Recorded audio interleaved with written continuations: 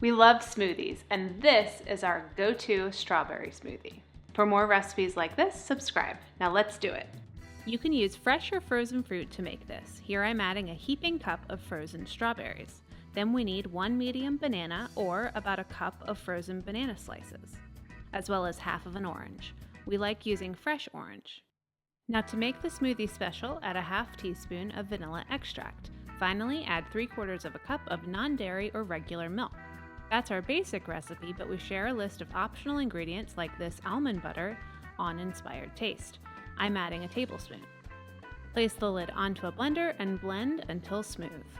Remember that the full recipe with lots of tips is on Inspired Taste. And that's it. Extra easy, super creamy strawberry smoothies. This recipe makes 2 small or 1 large smoothie. Enjoy! Thanks for watching. If you love this video, we have lots more.